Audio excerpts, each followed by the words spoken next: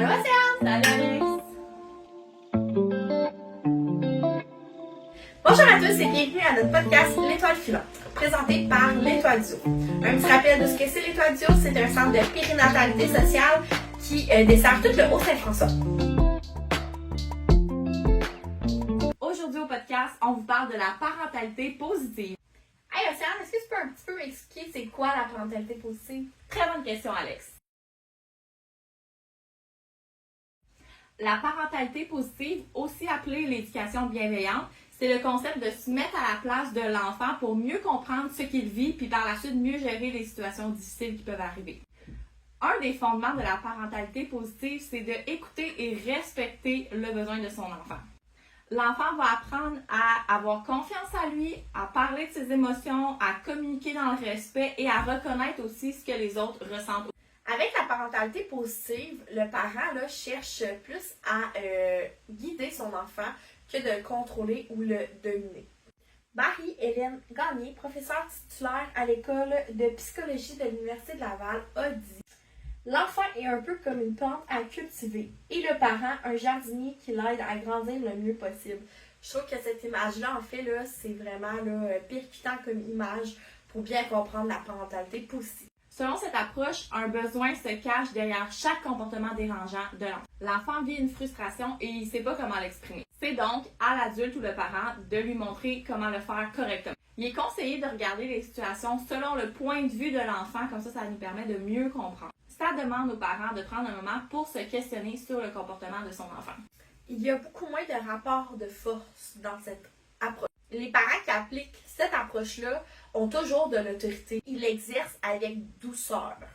Quand il y a un problème, en fait, le parent implique son enfant dans la solution. Le parent veut rendre l'enfant responsable au lieu d'appliquer la loi de la peur. Les punitions ne sont pas utilisées dans cette approche-là parce que ça pourrait là, provoquer de la peine chez l'enfant. Quand l'enfant se comporte mal, le parent préfère en fait là, donner une conséquence logique ou même l'encourager à faire un geste réparateur. Hey, Océane, as-tu des exemples pour nous? Ben oui, certainement. Par exemple, un enfant qui ferait un dégât à table ou quoi que ce soit, on va pas venir chicaner l'enfant d'avoir renversé son assiette. Au contraire, on va lui demander de faire un geste réparateur qui serait, par exemple, lui demander de nettoyer son dégât. Cette approche favorise un bon lien d'attachement entre l'enfant et le parent. Elle a aussi souvent comme effet de faciliter la coopération de l'enfant. Mais attention, la parentalité positive, là, c'est pas une baguette magique qui va régler tous nos problèmes en tant que parents. Avec cette approche, les crises et les conflits diminuent, mais ça reste qu'il y en a encore.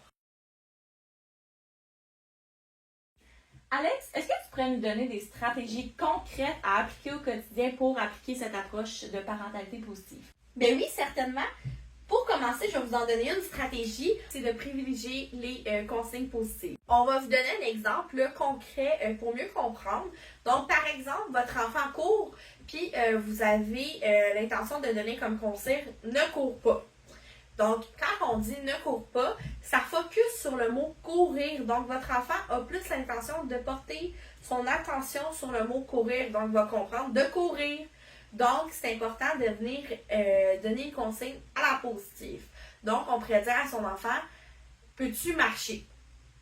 Les consignes positives dirigent l'enfant vers les comportements souhaités.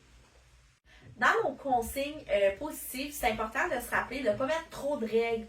Parce que si on en met trop, l'enfant a tendance à oublier. Donc, vous avez une règle à la fois. Deuxième stratégie, c'est de faire réfléchir votre enfant. Puis comment on fait ça, Océane? Bonne question. Pour responsabiliser votre enfant et diminuer les comportements d'opposition, vous pouvez lui poser une question au lieu de lui donner un ordre.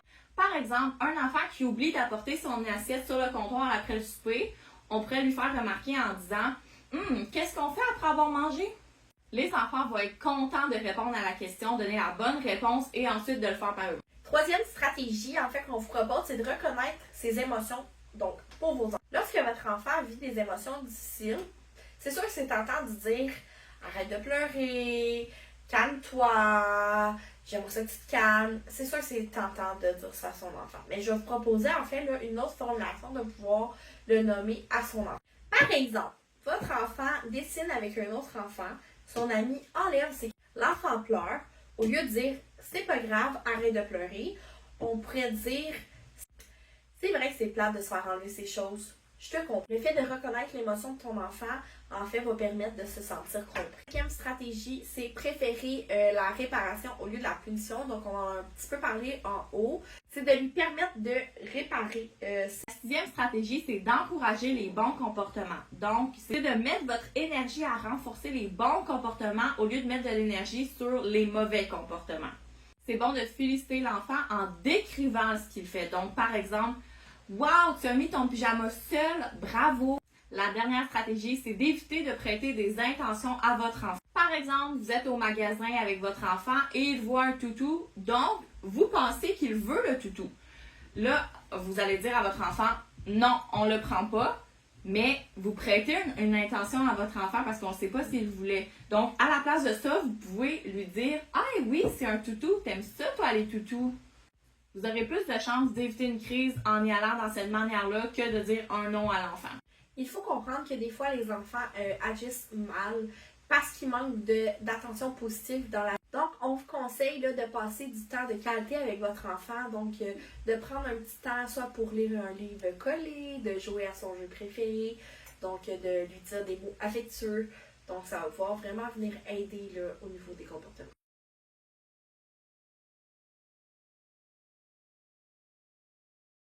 Si jamais vous avez des questions sur la parentalité positive, n'hésitez pas à nous contacter à l'Étoile du Haut. Merci pour votre écoute et au plaisir de se revoir au prochain podcast. Yeah!